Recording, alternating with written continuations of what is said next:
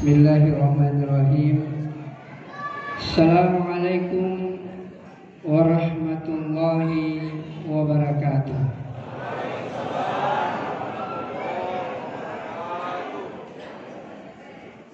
Alhamdulillah, alhamdulillahilladzi khalaqal mauta wal hayata liyabluwakum ayyukum ahsanu amala. Ashhadu an la ilaha illallah huwal awwalu alladzi la syai'a qablah wa huwal akhiru alladzi la ghayata ba'dah wa sadiqun fil wa'di adilun fil hukmi wa huwa rabita baina qulubina bida'watil islam.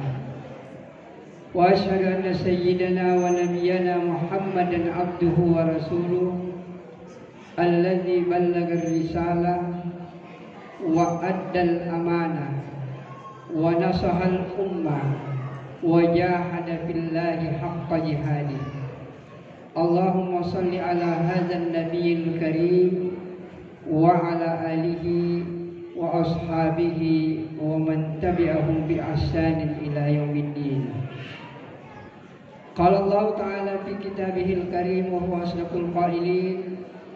A'udzu billahi minasy syaithanir rajim. Bismillahirrahmanirrahim. Qul innal mauta alladzi tafirruna minhu fa innahu mulaqikum thumma turadduna ila 'alimil ghaibi wasyahadah wa yunabbi'ukum bima kuntum ta'malun. Wa qala Rasulullah sallallahu alaihi wasallam, idza mata ibnu adama inqata'a amaluhu illa min thalathin shadaqatin jariyah aw ilmin yuntafa'u bih aw waladin salih yad'u lahu aw kama qala Rasulullah sallallahu alaihi wasallam.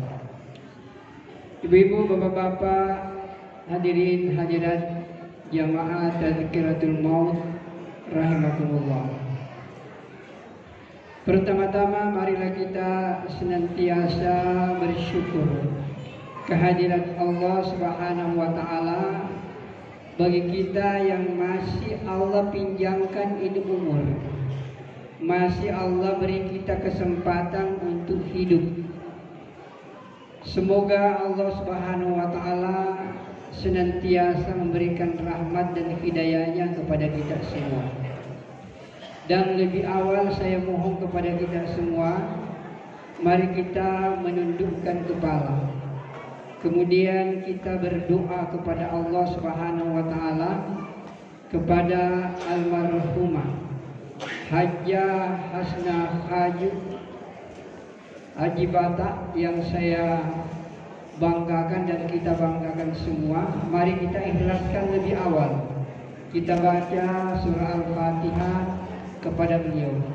Mudah-mudahan surah Al-Fatihah yang kita bacakan ini memberi tambahan pahala untuk menghadapi kehidupan yang kalau menurut bahasa Al-Quran itu adalah sudah pindah kepada alam yang disebut dengan alam kubur. Wa ala hadhihi niyya wa kullu niyyah salihah. Al-Fatihah. A'udzu billahi minasy syaithanir rajim. Bismillahirrahmanirrahim. Alhamdulillahirabbil alamin. Iyyaka na'budu wa iyyaka nasta'in.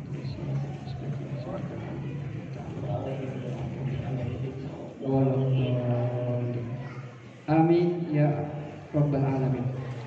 Selanjutnya mari kita berdoa semua, mudah-mudahan almarhumah Hajjah Hasnah Haji Batak Ilyas mendapatkan tempat yang layak di sisi Allah Subhanahu wa taala.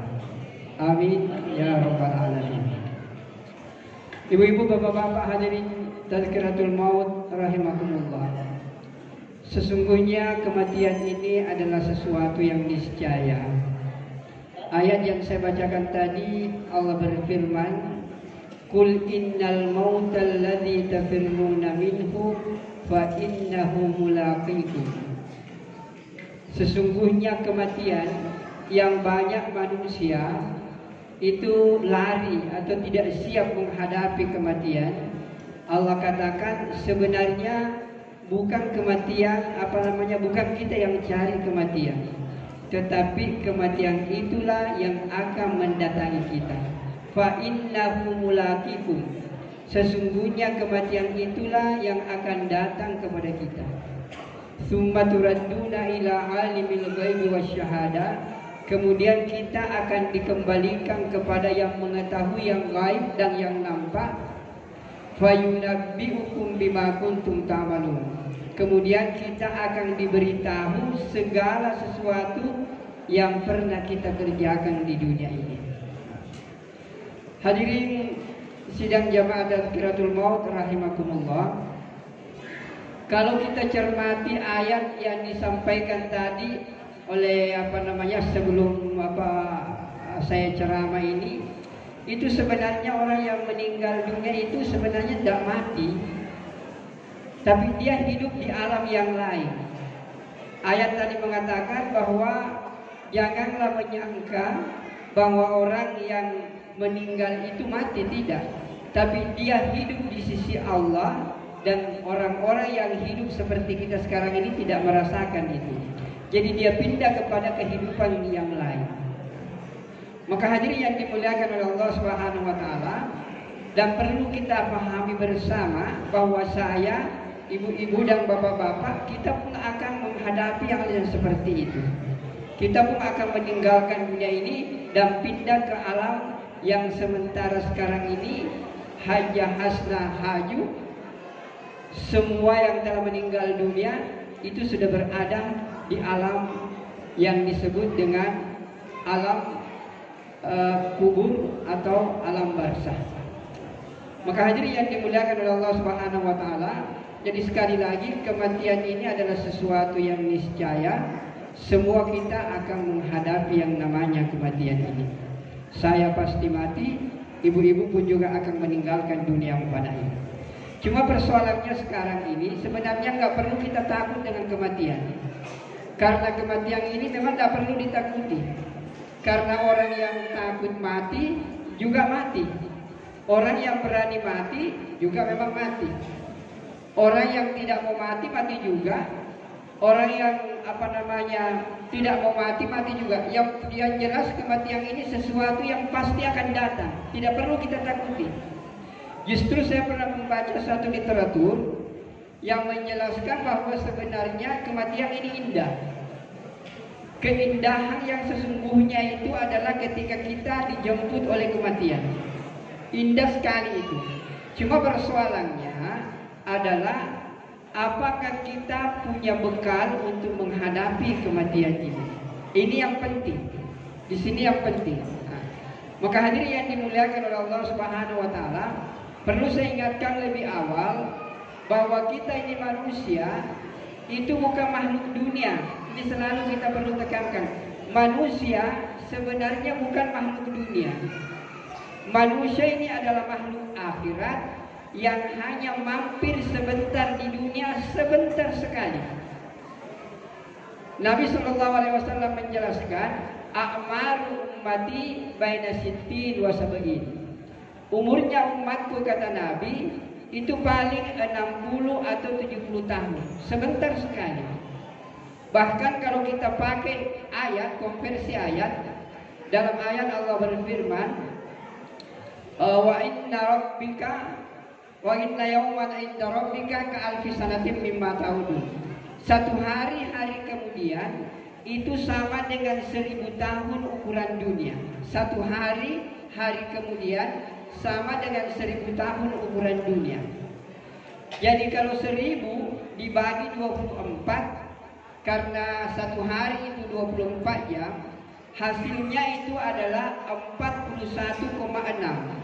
Artinya 41 tahun dunia 6 bulan itu baru 1 jam hari kemudian.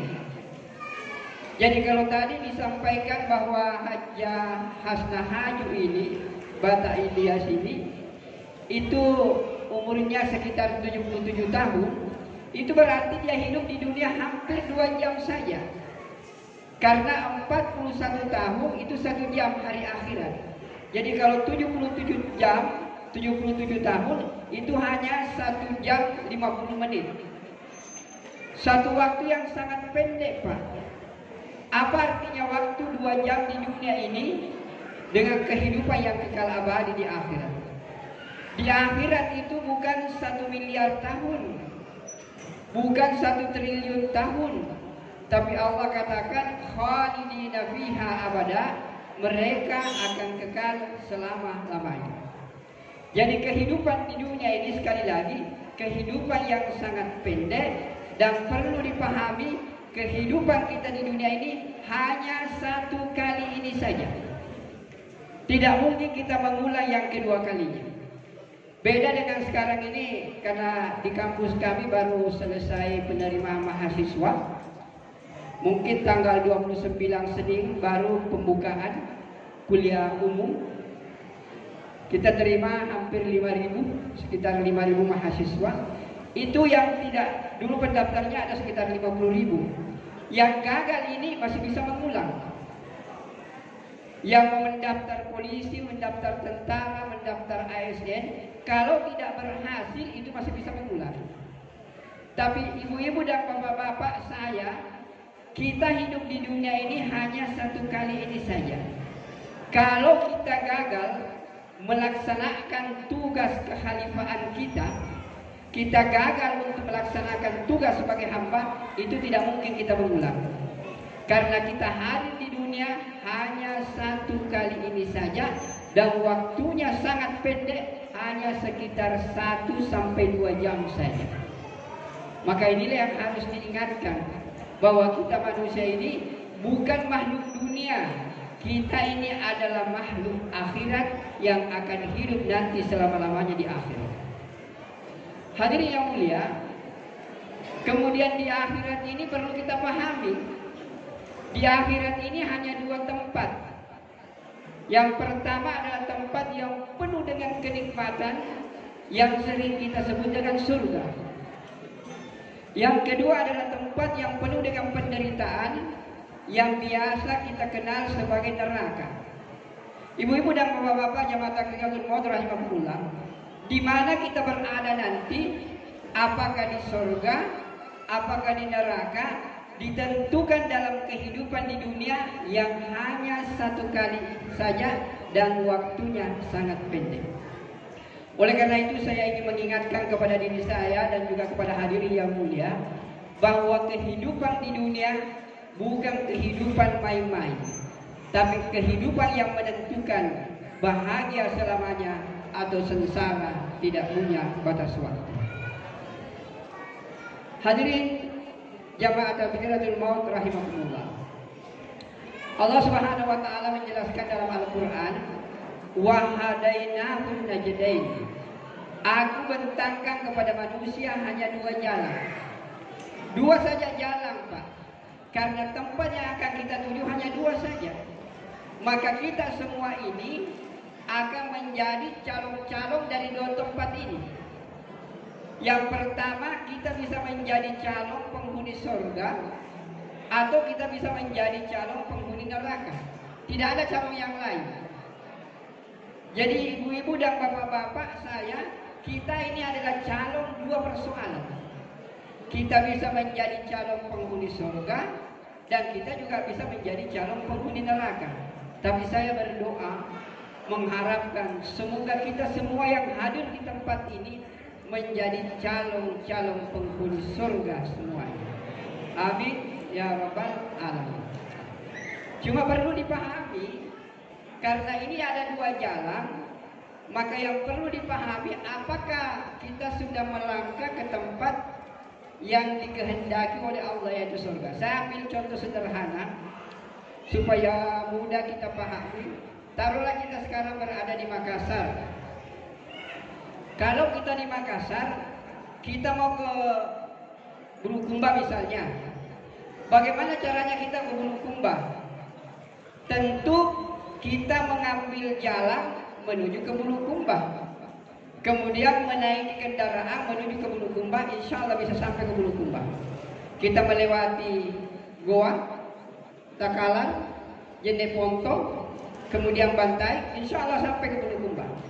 Mustahil kita sampai ke Bulukumba kalau jalan yang kita tempuh Maros, Pangkep, Baru, Parepare, Pindrang menuju ke Mamuju, nggak akan sampai Pak.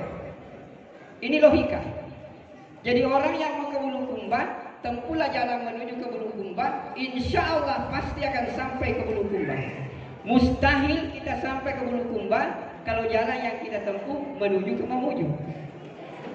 Ini logika sederhana bagi ibu-ibu dan bapak-bapak yang mau menuju ke surga, maka tempuhlah jalan-jalan menuju ke surga. Kalau kita mengikuti jalan-jalan menuju ke surga, yakin dan percaya kita akan sampai ke surga. Mustahil kita sampai ke surga kalau jalan yang kita tempuh menuju ke nerakanya Allah Subhanahu wa taala. Maka hadirin yang dimuliakan oleh Allah Subhanahu wa taala, jamaah tazkiratul maut rahimakumullah. Jadi ini persoalan yang harus betul-betul menjadi perhatian bagi kita. Karena Allah cuma bentangkan dua jalan. Jalan kebaikan, jalan ke surga, dan jalan keburukan, jalan ke neraka. Dan satu hal yang harus kita garis bawahi, Allah itu maha baik, Allah itu maha adil, dan Allah menginginkan semua manusia masuk surga. Ini yang harus dipahami. Allah menginginkan semua manusia masuk surga tanpa kecuali.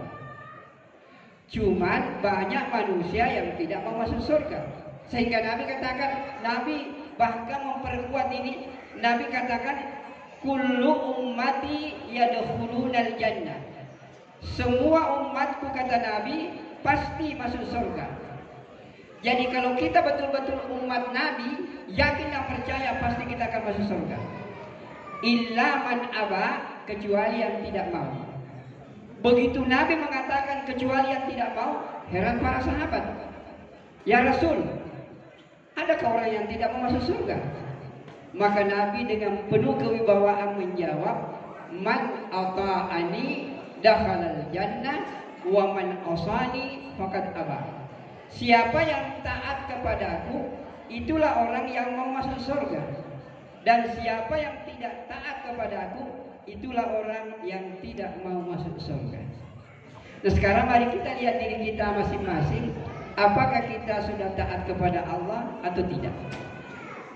Hadirin yang mulia, kemarin kita ada diskusi tentang kenapa orang sekarang ini tidak merasa nikmat dengan beragama ini. Dan saya selalu katakan bahwa agama ini datang untuk membahagiakan manusia.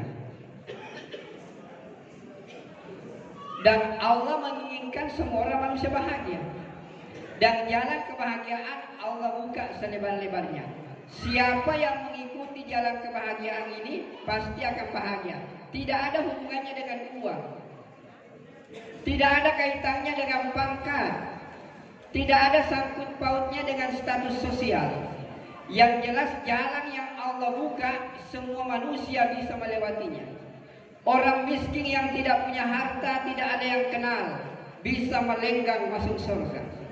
Orang yang punya pangkat dan terkenal, bisa melayu masuk surga. Semua orang punya potensi untuk masuk ke dalam surganya Allah Subhanahu wa ta'ala. Apakah jalan ke surga itu? Sederhana saja, yaitu taat kepada Allah, ikut sunnah Rasulullah Sallallahu Alaihi Wasallam. Saya ulangi, untuk masuk ke dalam surga sederhana saja, yaitu taat kepada Allah dan ikut sunnah Rasulullah Sallallahu Alaihi Wasallam. Hadirin yang mulia, saya minta mari kita berpikir sederhana saja. Kira-kira ibu-ibu dan bapak-bapak, semua perintah agama, baik perintah yang harus dikerjakan maupun larangan yang harus ditinggalkan, kalau itu dikerjakan tidak mungkin akan melahirkan kesengsaraan dalam hidup. Saya ulang, ini penting. Agama ini datang baik berupa perintah maupun larangan, itu tujuannya adalah untuk membahagiakan manusia. Jadi kalau agama ini diamalkan, yakin dan percaya Pak, kita akan bahagia dalam kehidupan di dunia yang sementara ini dan di akhirat yang kekal abadi. Oleh karena itu, ibu-ibu dan bapak-bapak jemaah Tazkiratul Maut rahimakumullah, maka satu hal yang harus menjadi perhatian utama bagi kita setelah kita tahu bahwa kita ini makhluk akhirat dan perlu kita pahami di akhirat hanya dua tempat. Sekarang maukah kita melenggang masuk ke dalam surganya Allah Subhanahu wa taala? Semuanya tentu pasti mau.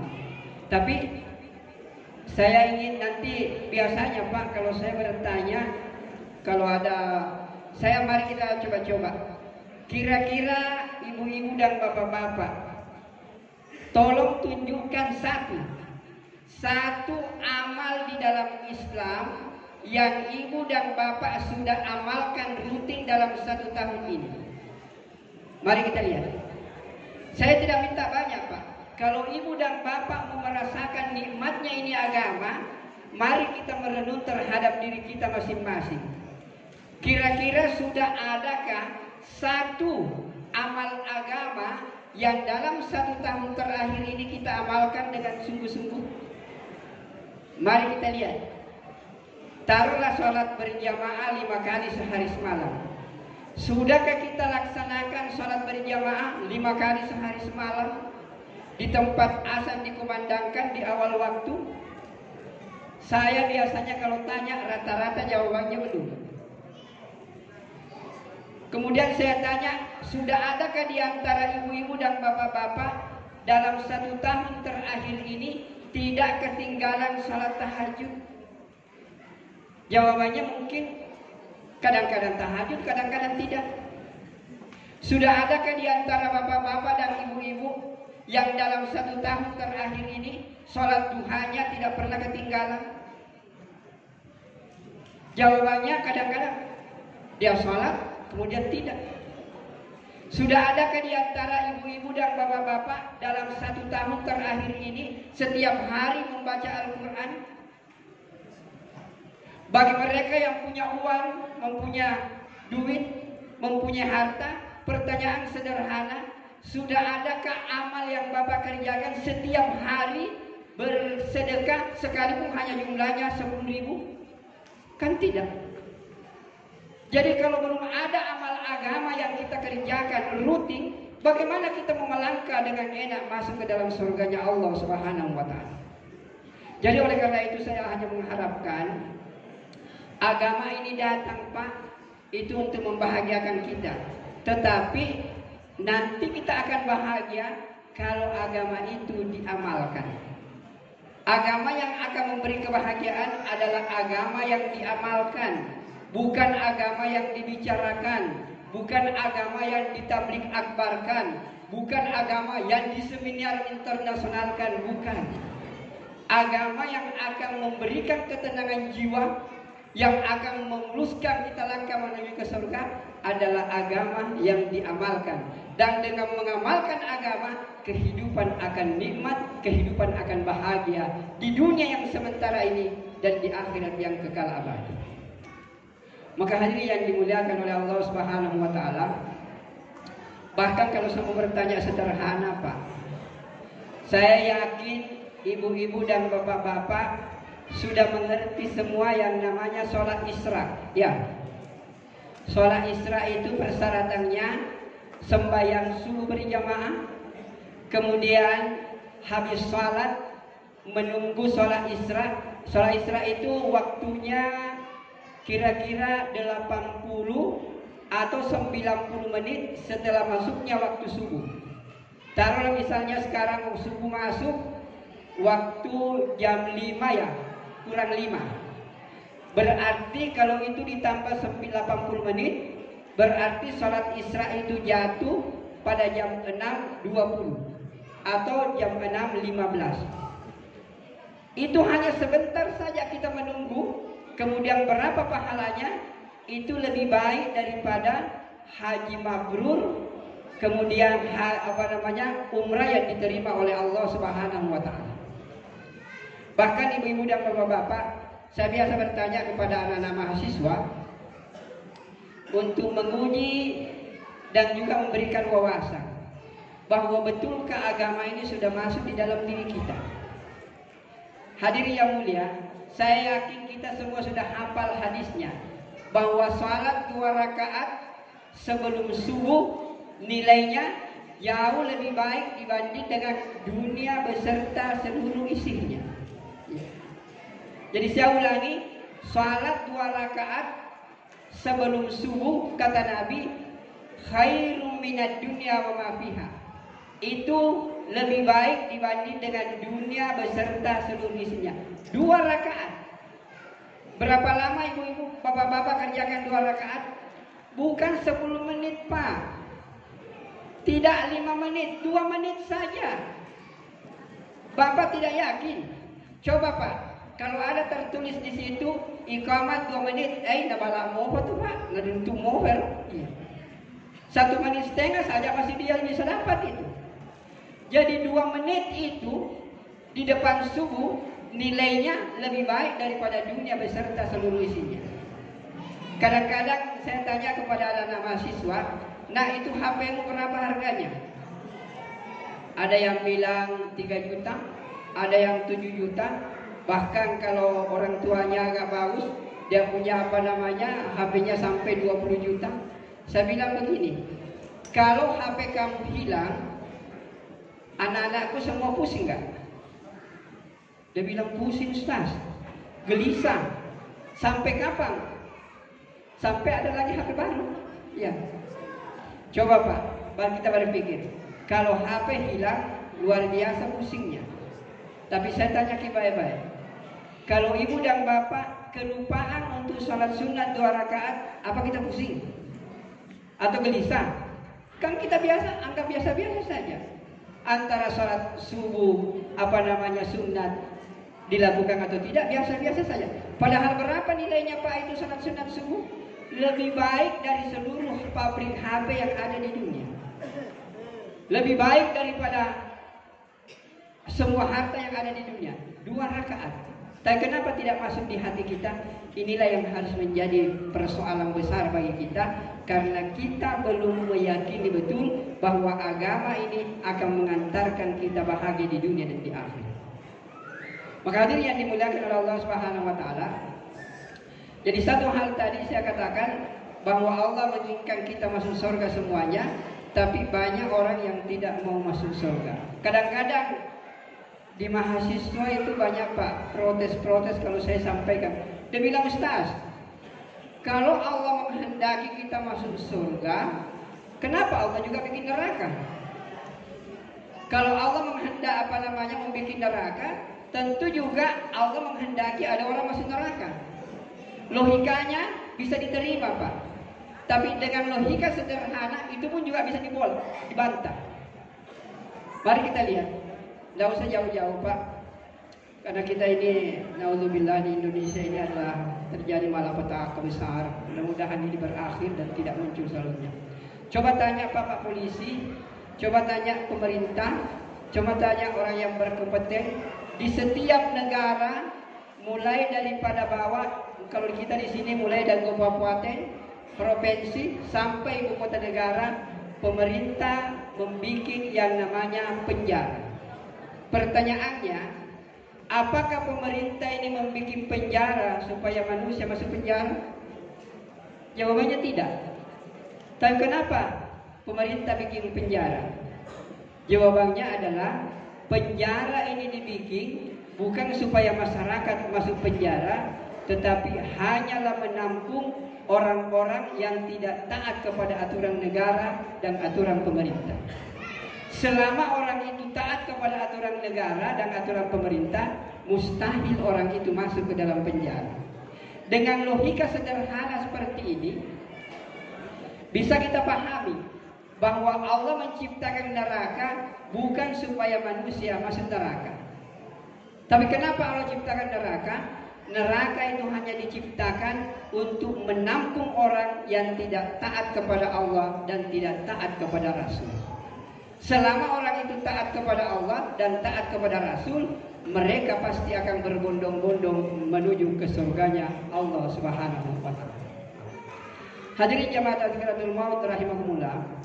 Kemudian selanjutnya saya ingin menyampaikan bahwa ada pertanyaan besar, Pak. Kenapa kita mesti beribadah kepada Allah? Kenapa kita mesti salat?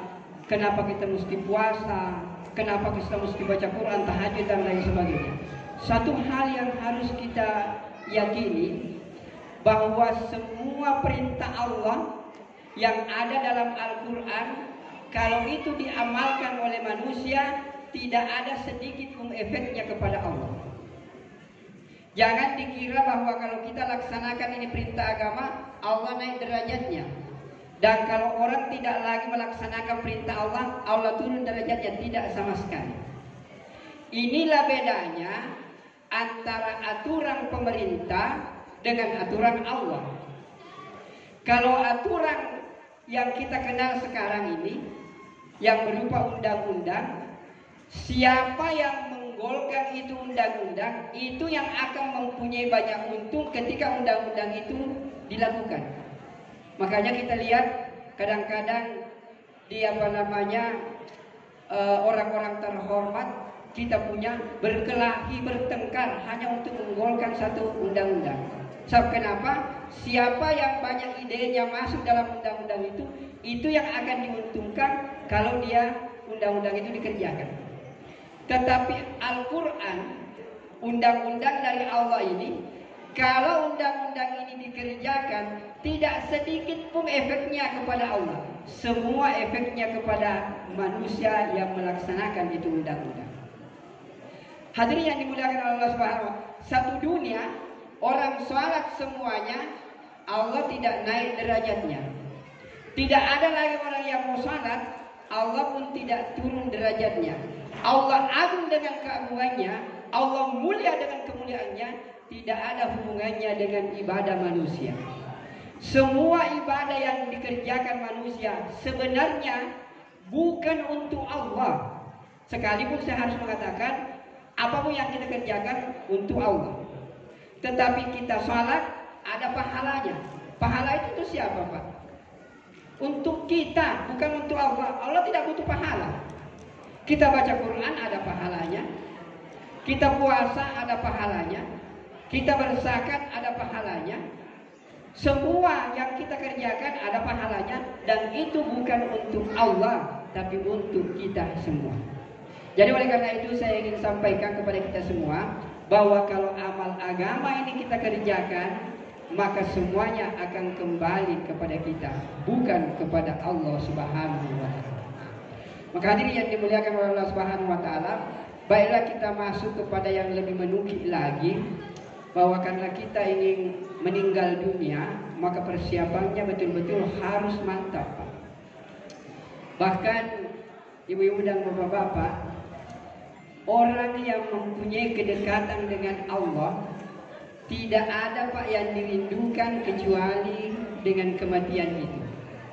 Bahkan biasa kita diskusi, itu orang yang mempunyai kedekatan dengan Allah, para orang-orang yang mempunyai kedudukan yang luar biasa di sisi Allah, seandainya, Pak, bunuh diri itu tidak haram, maka banyak orang yang mempunyai kedekatan dengan Allah, ulama-ulama kisahnya, mengakhiri hidupnya dengan bunuh diri. Kenapa? Karena dia yakin yang menghalangi dia dengan janji-janji Allah hanyalah kematian. Tetapi karena bunuh diri ini diharamkan, maka tidak ada yang mengakhiri hidupnya ulama-ulama dengan bunuh diri. Maka hadirin yang dimuliakan oleh Allah Subhanahu wa taala, oleh karena itu saya ingin pesankan melalui tausiah ini, tolong ibu-ibu, bapak-bapak, kemudian anak-anakku semua, bagaimanapun persoalan hidup yang kita hadapi, jangan sampai mengakhiri hidup dengan bunuh diri. Orang yang mengakhiri hidupnya dengan bunuh diri, itu adalah orang gratis masuk nerakanya Allah Subhanahu wa taala. Tidak diperiksa, Pak. Jadi kalau mau masuk neraka gratis, ya bunuh diri. Tapi saya menganggap bahwa sebenarnya tidak ada sih sebenarnya yang bikin kita susah, kecuali kita yang bikin diri kita sendiri susah. Ada satu hal Pak, ini penting sebelum saya masuk ke inti, dan ini kadang-kadang bahkan di hadapan guru besar, kadang-kadang saya menyampaikan, dia bilang saya baru dengar itu Ustaz. Saya bilang ada suatu kunci kebahagiaan, tolong dipegang baik-baik ibu-ibu dan bapak-bapak. Ada satu kalimat, dan ini kalimat populer, cuma banyak yang tidak pahami apa maksudnya itu. Itu perkataan kalau ibu dan bapak jumpa, Assalamualaikum, Waalaikumsalam, bagaimana kabar? Alhamdulillah. Ini kalimat Alhamdulillah Pak, sering kita ucapkan, tapi kita tidak pahami artinya, maknanya. Saya ingin memberikan ilustrasi sederhana bahwa kalau ibu dan bapak mau bahagia tenang dalam kehidupan ini, amalkan satu kalimat ini Pak.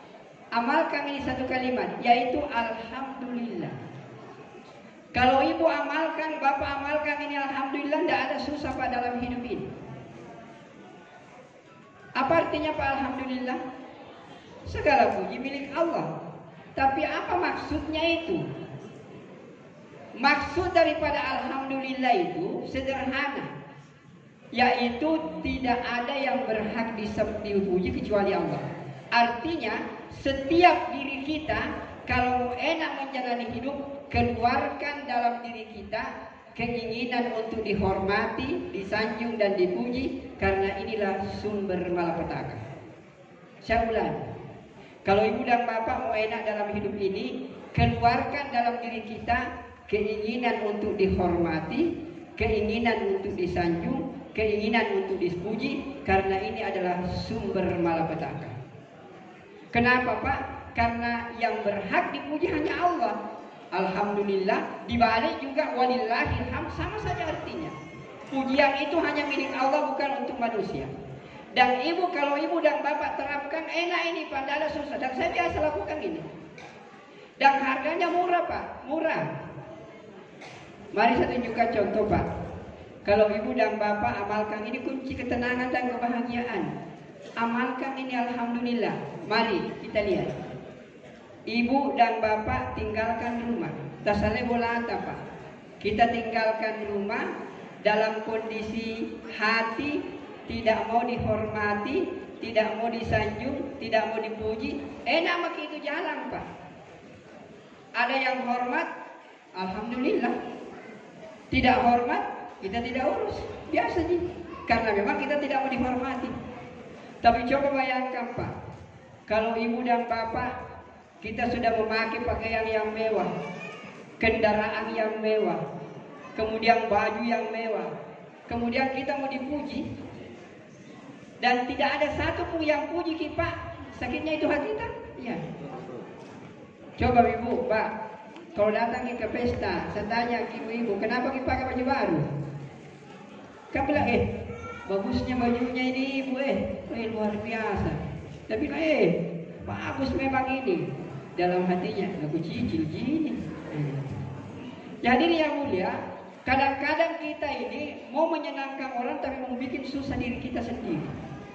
Tapi kalau ibu dan bapak-bapak mengamalkan ini kalimat satu Alhamdulillah, tidak mau dihormati, tidak mau disanjung, tidak mau dipuji, enak kita jalan Pak. Dan tidak perlu biaya yang mahal. Saya tanya bapak-bapak yang punya mobil agak bagus lah. Bapak kalau ganti velgnya itu yang mahal-mahal itu sudah bagus, kemudian diganti lagi velgnya. Untuk apa itu? Ada keinginan untuk dihormati, disanjung dan dipuji. Dan itu harganya mahal. Maka hadirin yang dimuliakan oleh Allah Subhanahu wa taala, jadi kalau kita mengamalkan ini kalimat Pak pendek, ini bisa saya kasih oleh-oleh Pak. Ibu dan bapak pulang dengan memakai ini, bahwa saya tidak mau dihormati, disanjung dan dipuji, maka enak kita menjalani kehidupan ini. Hadirin yang mulia, kemudian mari kita kembali kepada tazkiratul maut, persiapan yang seharusnya sangat penting untuk dilakukan. Ada satu pertanyaan Pak, dan ini kadang-kadang menggelitik. Ibu-ibu, bapak-bapak, kalau saya bertanya, apakah itu Islam? Bapak dan ibu bisa menjawab? Ini pertanyaan Pak pernah dulu muncul ketika saya masih mengajar dulu di Atira.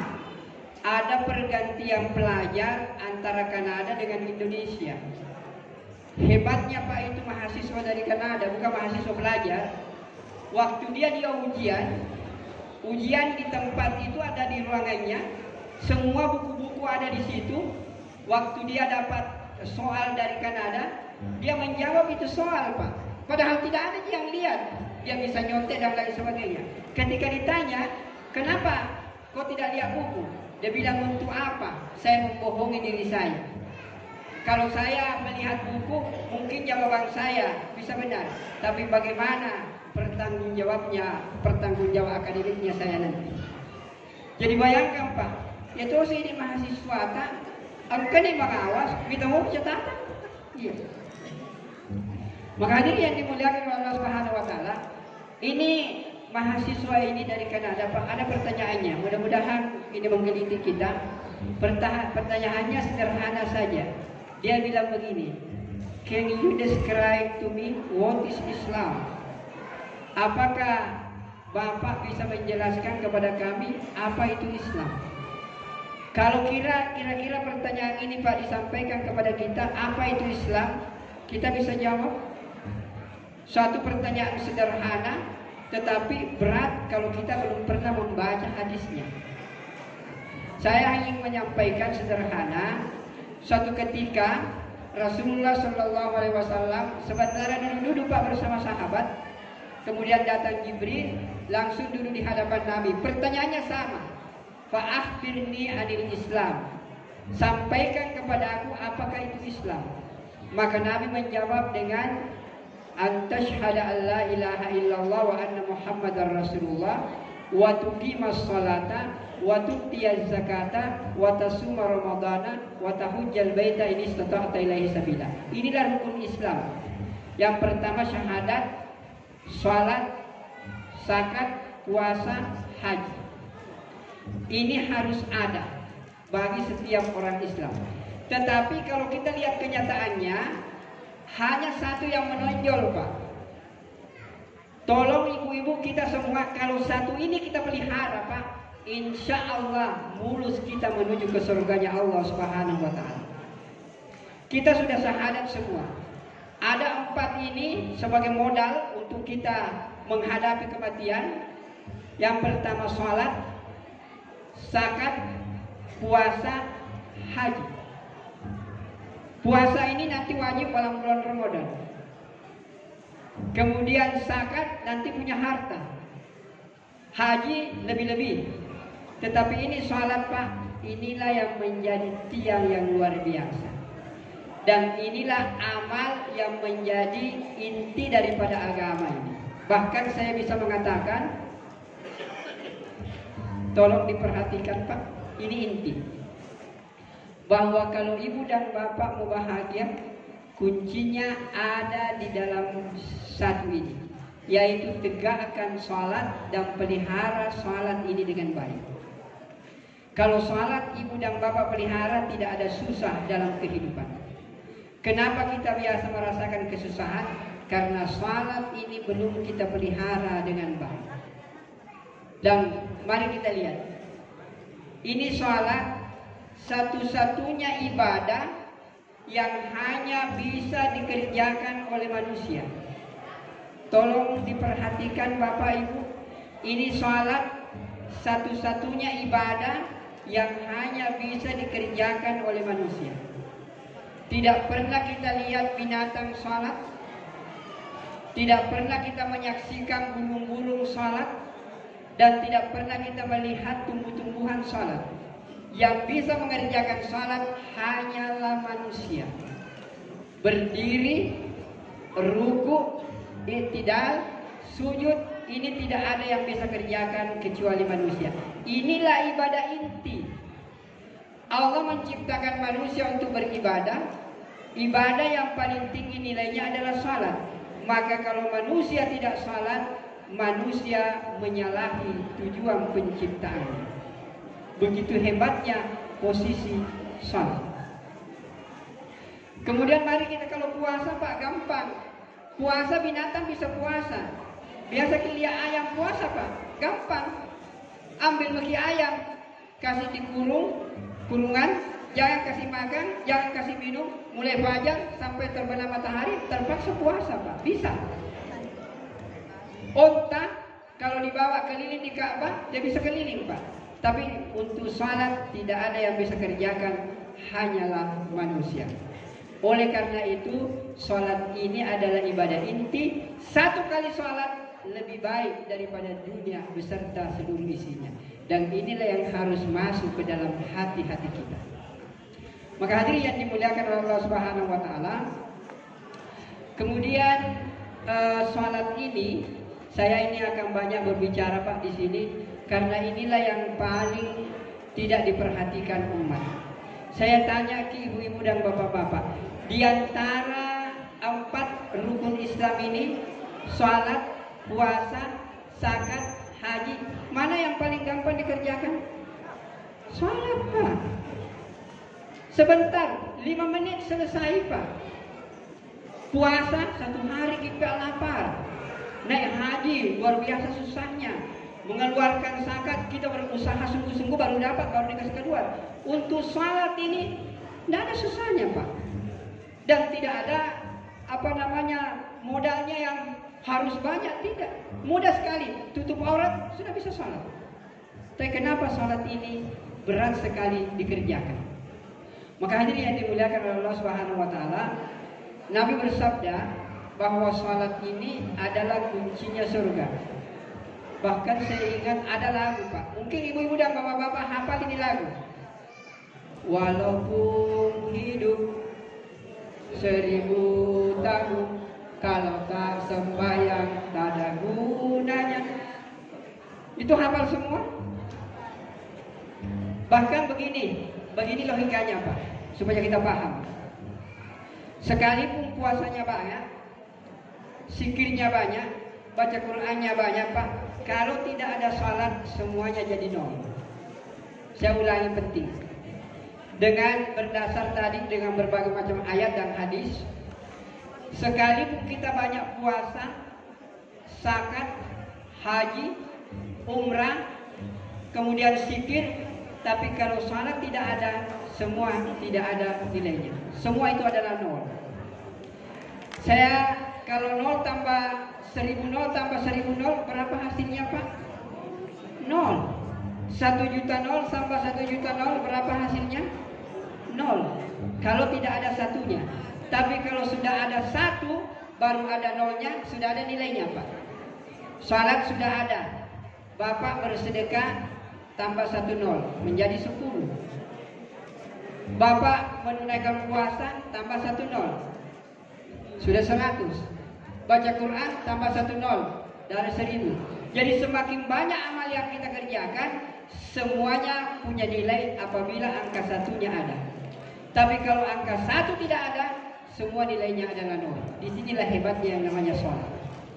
Maka hadirin yang dimuliakan oleh Allah Subhanahu wa taala, kalau kita mau melihat keadaan ini baik Pak, maka tolong pelihara ini mutiara yang sangat luar biasa, yaitu bagaimana kita betul-betul mengerjakan salat dengan baik. Dan saya ingin mau menyampaikan, kalau ibu dan bapak tidak yakin bahwa salat adalah segala-galanya, tolong cari satu rumah tangga, satu keluarga, perhatikan baik-baik. Apabila bapaknya salat, ibunya salat, anak-anaknya salat semuanya, yakin dan percaya Pak, keluarga itu pasti hidup tenang, bahagia dan damai, sekalipun hidup di bawah garis kemiskinan. Maka ini salat luar biasa Pak, harus menjadi perhatian utama bagi kita. Kalau salat ini bagus, kehidupan akan jadi bagus. Nah hadirin yang mulia, saya biasa sampaikan, tapi biasanya ibu-ibu kaget.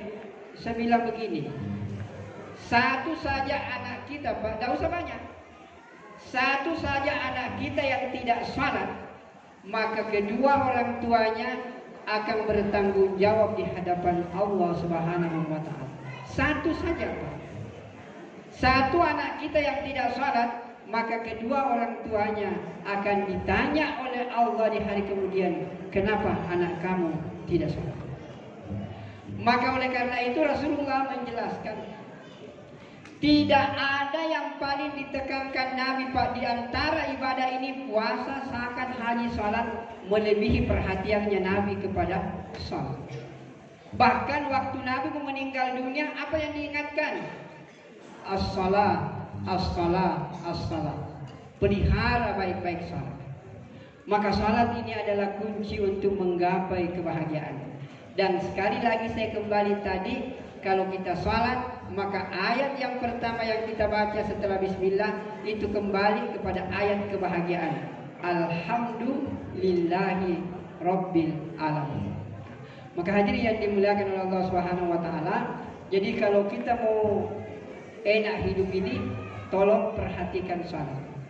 Dan Nabi mewanti-wanti kita supaya salat ini bagus. Nabi katakan, apabila anak kamu sudah berumur 7 tahun, paksa dia salat. Dan kalau dia sudah berumur 10 tahun dan belum salat, Nabi katakan pukul dia. Tapi pukul bukan untuk menyakiti. Dan cara untuk memukulnya Pak sudah diatur dalam. Jadi kalau kita mau memukul anak yang tidak salat, bukan ambil rotan kemudian angkat tangan begini. Sakit luar biasa Pak. Caranya ini tangan nempel di badan. Ambil pemukul begini Pak. Tujuannya memang bukan untuk menyakiti. Tujuannya adalah untuk mendidik. Bahkan Nabi katakan, kalau kamu melihat rumah yang diberkahi oleh Allah, maka tolong gantungkan cambuk di dalam rumah kita. Kemudian tunjuk, nah kalau kau tidak salat saya cambuk kau. Pertanyaan saya Pak, adakah di antara ibu-ibu dan bapak-bapak gantung cambuk di rumah? Yang ada cuma foto-foto Pak. Yeah. Nah. Dan coba lihat dalam hadis yang lain Nabi katakan bahwa sholat itu supaya kita perhatikan Pak, saya ini betul-betul mau tekankan sholat ini karena ini yang tidak diperhatikan umat sekarang ini. Kalau yang namanya haji Pak, sekarang bukan lagi panggilan Allah Pak, panggilan travel lah. Kalau travelnya ini luar biasa, promosinya banyak orang naik umrah Pak. Hadirin yang mulia, coba lihat antara rukun imam-imam, rukun Islam ini. Kalau haji, banyak sekali Pak yang ngurus, banyak panitia haji. Puasa, setiap masjid ada panitia Ramadan. Apalagi zakat, bahkan ada siap menjemput zakat. Ya. Pertanyaan saya, salat adakah panitianya? Tidak ada sama sekali. Tidak ada yang ngurus, tidak ada panitianya. Padahal dia adalah tiangnya agama. Disinilah masalah besar terjadi sekarang ini. Kalau ini Pak tidak beres, maka kita berat bertanggungjawabnya setelah kita meninggalkan dunia fani. Maka hadirin yang dimuliakan oleh Allah Subhanahu wa taala, sebagai penutup mari kita lihat, saya ingin menekankan di sini bahwa kalau kita mau enak menjalani hidup Pak, tolong perhatikan ini salat, karena Nabi katakan salat ini adalah kuncinya surga. Dulu seperti belum ada remote Pak, itu kan kunci, bapak-bapak kan punya kunci macam-macam, kunci lemari, kunci pagar, kunci mobil. Tapi coba lihat yang belum ada, kalau remote kan sudah dipencet saja. Dulu itu pasti ada gigi-giginya Pak, ada geriginya itu. Kalau ada kunci rumah ada satu patah Pak, tidak terbuka pintu rumah itu, terputar-putar mami itu. Untuk kunci surga itu dikatakan ini adalah kunci surga ini, itu adalah salat. Tapi salat yang bagaimana Pak? Itu adalah salat yang 5 kali. Jadi kalau ini kunci surga ini ada 5 giginya Pak. Kenapa 5 giginya? Karena kita salat 5 kali sehari semalam. Jadi kalau ada orang salat lohor, tidak salat asar, patah itu asarnya Pak. Iya. Kalau ada orang sholat maghrib, isya, tidak sholat subuh, patah itu subuhnya. Kira-kira kalau 2 patah masih terbuka, itu kunci Pak. Oleh karena itu saya hanya ingin menekankan bapak-bapak dan ibu-ibu, kalau kita memang mau masuk surga Pak, sempurnakan ini kunci. Sholat 5 kali sehari semalam. Satu yang patah Pak, berat bertanggung jawabnya. Maka oleh karena itu, sholat inilah yang harus menjadi perhatian bagi kita. Dan sholat yang paling tinggi nilainya sebagai terakhir, itu adalah sholat berjamaah Pak. Inilah yang lebih banyak ditinggalkan orang, yaitu sholat berjamaah. Mari saya pakai logika. Nabi katakan, kalau kau sholat sendiri nilainya berapa? 1. Kalau berjamaah 27. Berapa bedanya Pak? 26. Kalau 5 kali sholat sendiri dalam satu hari, berapa nilainya? 5. Kalau 5 kali berjamaah, 135. 5 kali 27, 135. Berapa bedanya Pak? 130. Seandainya ini dijutakan Pak, orang yang sholat sendiri dapat 5 juta, yang sholat berjamaah 135 juta. Kira-kira bagaimana Pak yang dapat 5 juta? Kira-kira menyesal? Sesal Pak. Dia sesal, dia menicuan ya Pak. Ya. Maka hadir yang mulia, itu kalau satu hari. Jadi kalau satu hari orang sholat sendiri dapat 5 dunia ini Pak. Kalau satu hari 135 dunia. Ada mahasiswa bilang, Ustaz, kenapa ya banyak sekali pahala? 9 nak. Kita di akhirat itu akan hidup di waktu yang tidak terbatas. Karena kita akan hidup di waktu yang tidak terbatas, maka pahala pun juga harus tidak terbatas. Kalau masih bisa Pak dihitung, nggak bisa hidup enak di akhirat. Nanti pahala kita itu tidak terbatas, baru kenikmatan akhirat akan datang. Maka hadirin yang dimuliakan oleh Allah Subhanahu wa taala, saya hanya ingin mengingatkan sebagian terakhir bahwa kalau ibu terutama bapak-bapak, karena yang wajib berjamaah itu bapak-bapak. Ibu-ibu tidak wajib berjamaah. Yang wajib berjamaah itu adalah bapak. Dan hebatnya lagi, kalau bapak pergi berjamaah, ibu di rumah itu juga mendapatkan pahala seperti pahalanya bapak tanpa mengurangi pahalanya bapak. Misalnya begini, suami pergi sholat berjamaah dapat 27. Istri di rumah belum sholat sudah dapat juga 27. Dan kalau dia sholat lagi 1, dapat lagi 1. Berarti istri dapat 28, suami hanya dapat 27. Makanya suruhlah suaminya Pak untuk pergi sholat berjamaah. Kalau perlu belikan mobil baru. Ya. Kalau perlu. Ya. Hadirin yang mulia, tapi ada ibu bilang, bagaimana kalau saya juga pergi sholat berjamaah? Tidak ada masalah. Lohor ikut suami, asar ikut, maghrib ikut, subuh ikut. Silakan. Yang penting pekerjaan rumah tangga sudah selesai. Jangan tongsi ikut terus kemudian tidak memasak. Ya. Maka hadirin yang dimuliakan oleh Allah, berapa keuntungannya kalau ibu bersama suami pergi sholat berjamaah, suami sholat, bapak, ibu pun dapat 27. Tapi ibu juga sholat berjamaah dapat lagi 27. Berarti berapa dapat? 54 tuh. Luar biasa nilainya. Maka oleh karena itu ibu-ibu dan bapak-bapak tolong dipelihara. Jadi saya ini pada malam hari ini saya memang menekankan, karena saya keliling Pak, baik di kampus-kampus, di mana-mana persoalan sholat ini betul-betul tidak menjadi perhatian. Bahkan tadi maghrib saya sholat maghrib di kampus, saya keliling Pak, saya keliling di kampus, panggil itu anak-anak, nak pergi sholat, nak ini pergi sholat, nak pergi sholat. Ini sudah kampus Islami Pak. Tapi masih kita berusaha sungguh-sungguh. Saya pakai mobil keliling kampus Pak, untuk aja itu, hentikan itu nak pekerjaan. Mari kita sholat berjamaah sama-sama. Maka hadirin yang dimuliakan oleh Allah Subhanahu wa taala, mudah-mudahan apa yang saya sampaikan ini itu menjadi perhatian bagi diri saya untuk betul-betul yakin dengan seyakin-yakinnya bahwa kehidupan di dunia sebentar saja dan kita akan mengikuti apa yang sudah dirasakan oleh Ibu Haja Hasnah Haju, demikian juga Pak Bata Ilyas sudah berada di alam yang lain. Tapi yang jelas Ibu Haja Hasnah dan Haja Bata Ilyas melihat kita, cuma kita tidak melihat mereka. Sama dengan Bapak tadi satu hari ini saya yakin banyak yang nongkrong di hadapan televisi. karena berita tentang pembunuhan Brigadir J satu hari itu dikupas bersama Kapolri dengan Komisi 3 di DPR. Dan hadirin, saya mau ikut tapi tidak full.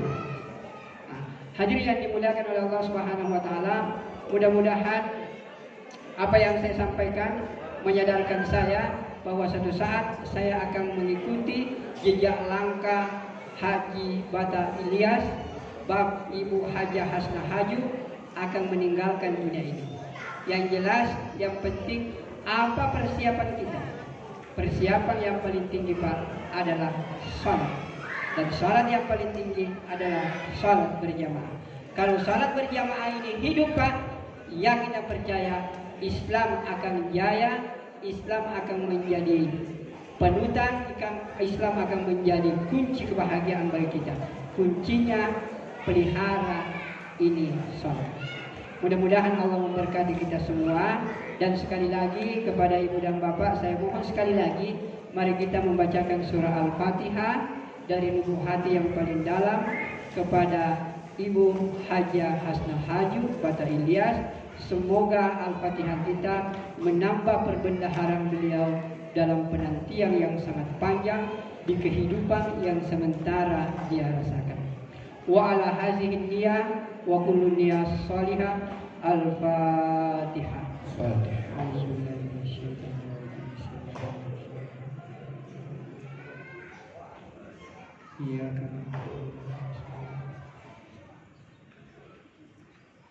Amin ya rabbal alamin. Hadirin yang mulia, apa yang saya sampaikan, kalau itu benar, itu datangnya dari Allah. Dan kalau itu salah dan keliru, bersumber dari kebodohan dan keterbatasan yang saya miliki. Yang jelas, kalau ibu dan bapak mau enak dalam hidup, sederhana saja. Perbaiki hubungan dengan Allah, harmoniskan hubungan dengan sesama manusia. Kalau kita baik kepada Allah dan kita harmonis kepada sesama manusia, itulah surga sebelum masuk ke surga yang sesungguhnya. Baik, kita tutup dengan doa kepada majlis. Subhanakallahumma wa bihamdika asyhadu an la ilaha illa anta astaghfiruka wa atubu ilaik. Wassalamualaikum warahmatullahi wabarakatuh. Waalaikumsalam warahmatullahi wabarakatuh.